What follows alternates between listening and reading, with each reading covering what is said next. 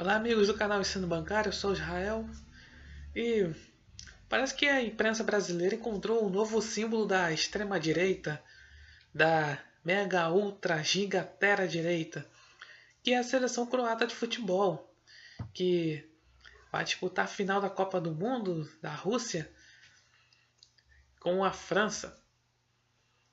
E tem aqui uma matéria do UOL falando aí por que a seleção croata é o símbolo aí da extrema-direita fascista, neonazista e tudo isto. Primeiro, a começar pelo título, né? Nada tendencioso, né, o título, né? Sombra neonazista e xenofóbica paira sobre a seleção croata, seleção da Croácia na Copa. Tá falando aqui, né? A surpreendente campanha da seleção da Croácia garantiu um final das semifinais da Copa. A matéria é do dia 11 de julho de 2018 e foi antes da semifinal, que a Croácia venceu a Inglaterra. Mas também expôs o vínculo, ao menos simbólico, de alguns de seus jogadores e membros da comissão técnica com movimentos ultranacionalistas, xenofóbicos e até mesmo neonazistas que permanecem mostrando a força no leste da Europa. Caramba, hein? Pô, né? Ler aqui a matéria que tá falando de neonazista, essas coisas assim. Mas vamos lá. Logo depois das quartas de final, o zagueiro Nemogoj Vida e o assistente técnico Ognjen Vukojevic apareceram em vídeos dizendo Slava Ukraini, expressão que pode ser traduzida como Glória à Ucrânia. A frase parece uma simples saudação ao país onde Vida e Vukojevic passaram parte de suas carreiras, já que ambos atuaram por anos no Dinamo de Kiev. A fórmula vem sido repetida pelo presidente ucraniano Petro Poroshenko em encontros internacionais, entrevistas na TV e comunicados à nação. Também virou o mote de soldados ucranianos que lutam pela retomada da Crimeia em disputa com a Rússia. Em respostas a reportagens da imprensa inglesa, a embaixada ucraniana no Reino Unido disse que Glória à Ucrânia seria uma simples expressão patriótica, comparada a outras como Viva a França ou Vida Longa Rainha. Mas para um observador atento às relações de poder no leste europeu, a expressão ucraniana é mais do que isso. Ou seja, vamos ter aquela visão maravilhosa do especialista ou do especialista em relações internacionais. Os historiadores localizam as primeiras aparições de Glória à Ucrânia e sua resposta à glória aos heróis ainda nas primeiras décadas do século XX. E detalhe que está escrito 20 como em algarismo arábico, né? 20, né? Não os 2x, né? Do algarismo romano. Mas tudo bem. A saudação ganhou nova força entre 2013 e 2014, quando foi o grande aglutinador dos protestos que tiraram do poder um presidente alinhado ao governo russo em prol de uma gestão mais nacionalista e pró-Europa. Lembra da Praça de Maidan? Aqui jogando, povo ucraniano jogando político no lixo? Então, antes disso, Glória à Ucrânia foi a saudação preferencial do Exército Insurgente Ucraniano, ou UPA, e da Organização Ucraniana Nacionalista, que é a OUN, cujos membros lutaram pela independência da Ucrânia antes e depois da Segunda Guerra Mundial, mas também cometeram atrocidades contra inimigos como poloneses e judeus. UPA e OUN representavam a resistência contra o governo da União Soviética e estavam aliados aos nazistas na Alemanha. Nessa época, Glória à Ucrânia é a versão local de Heil Hitler. a tradicional saudação nazista.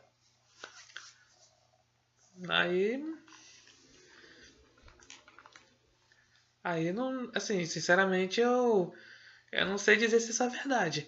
Mas, claro que vão omitir que Hitler e Stalin estavam ali unidos ao pacto Ribbentrop-Molotov, que os historiadores falam, não, foi um pacto de não agressão. Não, foi muito mais do que isso, né? Foi simplesmente o Hitler tomava ali a, a Europa, ali o oeste ali da Europa, enquanto o Stalin estava ali, estava financiando a Alemanha nazista. Mas aí tudo isso se rompeu graças aí à Batalha de Stalingrado, né? Ou a invasão nazista à Rússia lá em 1941. É claro que sempre vão omitir isso. Vamos dizer que o pacto Ribbentrop-Molotov, né? Ribbentrop era o ministro alemão, das Relações Exteriores alemão, e Molotov era o ministro das Relações Exteriores da União Soviética. Eles vão dizer que é pacto de não agressão, que não sei o quê. E falam que foram os comunistas que derrotaram o nazismo. Sempre essa história, né? Mas sempre vão omitir aí sobre a união de Hitler e Stalin.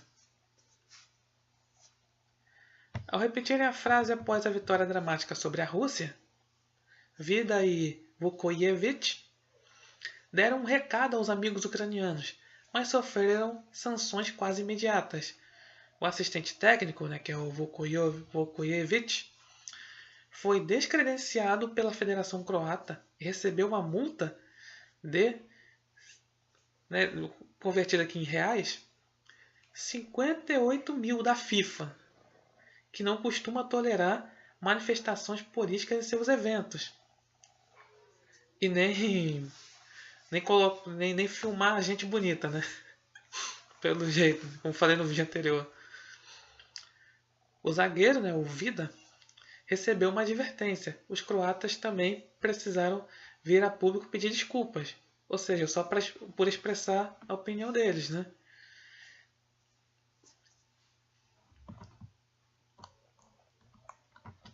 É impressionante, né?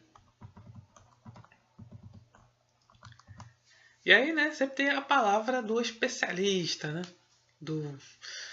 né? Que é no caso aqui é o professor de História Contemporânea da Universidade Federal do Mato Grosso do Sul, que é o Jorge Christian Fernandes, e fala o seguinte, que quando eles dizem essa palavra, seria glória à Ucrânia, eles não estão fazendo uma manifestação ingênua, é uma demonstração clara de afinidade política dos croatas com a Ucrânia, vá.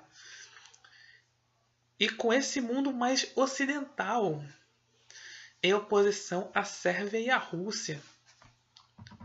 Ele diz também que a Croácia tem afinidade histórica com o Ocidente, perdão. E tanto lá como na Ucrânia, permanecem latentes esses movimentos ultranacionalistas, xenofóbicos, que sonham com uma Europa de pureza racial e cujas manifestações se tornam cada vez mais populares. Olha só, hein? Ultranacionalista, Aquela coisa, tipo... Apesar de ter muitas controvérsias nessa questão de soberania nacional, comparado com a Idade Média, na Idade Média não tinha isso, mas no Estado moderno de hoje tem até aquela coisa da soberania nacional. E assim, países que defendem esse negócio de soberania nacional é como é a Ucrânia, como é a Polônia, como é a Hungria, como é a Croácia, já falam que é ultranacionalista, xenofóbico, não sei o que, porque não aceita imigrante islâmico, E aí acaba omitindo, claro, que esses países que eu citei, todos eles sofreram com o comunismo. Todos eles. Bem, mas também aqui o zagueiro, o Vida, ele também disse aí uma expressão de aparência controversa, né? Segundo aqui a imprensa. Está citando a capital, o nome da capital da Sérvia, né? Que é Belgrado, né? Falou, né? O zagueiro falou assim, né? Que Belgrado queima, né? Que, que seria, né?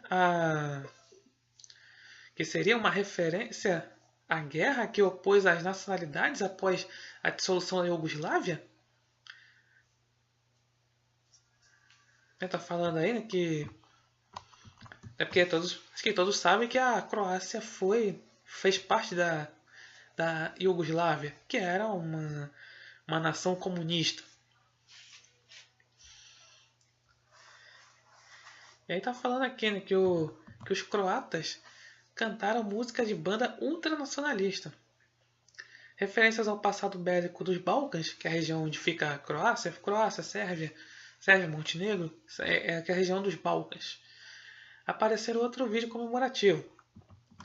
Ao menos 2 croatas celebraram a vitória sobre a Argentina na primeira fase da Copa, cantando versos da música Vojna Kavloglav, composta por Marko Perkovic, da banda Thompson.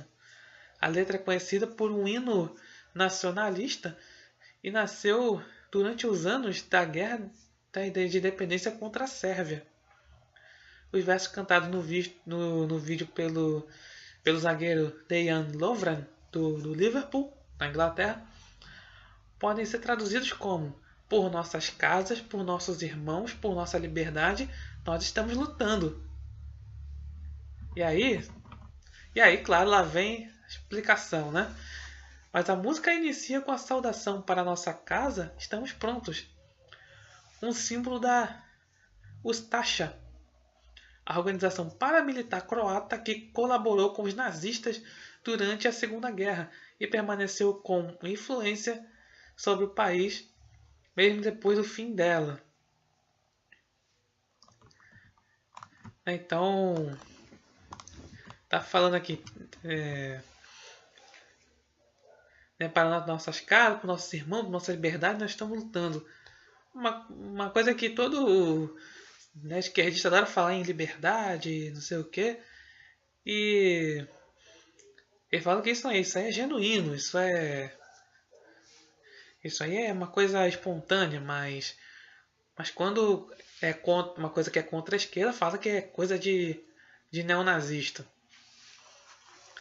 Bem, então a história da Ustaša, né, que eu falei antes, começa com a invasão nazista à Iugoslávia contra o professor Sérgio Aguilar da Unesp de Marília, observador da ONU durante a Guerra Civil nos Balcãs e autor do livro A Guerra na Iugoslávia, uma década de crise nos Balcãs. Aí ele fala, né? O especialista fala aqui, né? Os nazistas proclamaram, o Estado croata independente, instalaram um governo fantoche extremista e nacionalista denominado Ustaša. Esse governo croata estabeleceu leis antissemitas e foi responsável pelo extermínio de sérvios, judeus e ciganos. O regime Ustaša tinha como insígnia a Šahovnica, um escudo xadrez vermelho de origem medieval, que foi retomado propositalmente pelo movimento nacionalista que resultou na independência da Croácia na década de 1990. Você está falando que aquele símbolo, né, croata, né, de xadrez, né, branco e vermelho, é uma coisa nacionalista, aquele símbolo nazista. Então, aqui a reportagem aqui continua, mas parar por aqui. Ou seja, né, como aqui a imprensa é tendenciosa, né? Porque assim, olha, sinceramente eu não sei se envolvimento assim da Croácia com croatas com nazistas, eu não sei dizer, mas é impressionante como eles assim atribuem, né, qualquer coisa símbolo de forma assim nacional, qualquer coisa falando sobre, exaltando o país, já logo fala que não, isso é coisa de é ultranacionalista, é ultradireita, é terra-direita, já o que for, é coisa de nazista, é coisa de fascista, é coisa de sabe Deus o quê? Olha, você tem movimento neonazista na Croácia? Não sei dizer. Então, olha, se for. O movimento neonazista, assim, fala que ele é minoria na Alemanha, em outros lugares, né? Mas a imprensa acaba exaltando como se fosse o país inteiro fosse tomado com esse pensamento neonazista. Que, poxa, o nazismo ele é repudiado no mundo inteiro, né? Infelizmente o comunismo não é tão repudiado, né? Mas só por causa, sei lá, de uma minoria de neonazista, pronto. Aliás, né, eu vou falar aqui falar aqui rapidamente sobre essa questão aí da Ustasha, né, que tá falando aqui na reportagem. Falou aqui, né, que a ideologia do Ustasha, né, que é o tal do Estado Independente da Croácia, associava elementos do cristianismo com a xenofobia, o ideal da raça pura e o uso da violência. E suas consequências para a Croácia atual permanecem vivas? Ou seja, eu acabei me escapando aqui, né, na reportagem, essa parte, mas é claro, né, sempre tem que atacar o cristianismo. Então, eles sempre adoram associar essa questão de xenofobia, nacionalismo, ou ultranacionalismo, como eles chamam, sempre tem que associar o cristianismo. É assim na Polônia, é assim na Hungria, que são países católicos. A Áustria agora, né, o novo presidente, né, o Sebastian Kurz, ele está ele tá dando assim, não está dando moleza para os islâmicos lá. E outro país também a Romênia, né, a Romênia que sofreu muito com o comunismo. E sempre tem que associar ao cristianismo, essa coisa do ultranacionalismo, né? Tem que a xenofobia tem que associar tudo ao cristianismo. É impressionante, né? Como são tendenciosos, a imprensa é tendenciosa. Mas como eu disse, só por causa de uma minoria de, assim, de neonazistas que há na Europa, que há no mundo, assim, pronto, já acha que as pessoas já querem o nazismo de volta. É inacreditável, né? Como eu falei sobre a questão de venezuelanos, né? Basta falar uma coisa contra a imigração em massa, aí pronto, você já é taxado de xenofóbico. Sendo que a França, que é o adversário da Croácia, assim, apesar de ser um país que tá, assim, recebe muitos imigrantes islâmicos, mas por fazer fronteira com a Argélia, é um país que se notabilizou por ser xenofóbico, por não aceitar muitas coisas de estrangeiros, principalmente dos ingleses, né? Por questão de guerras, né?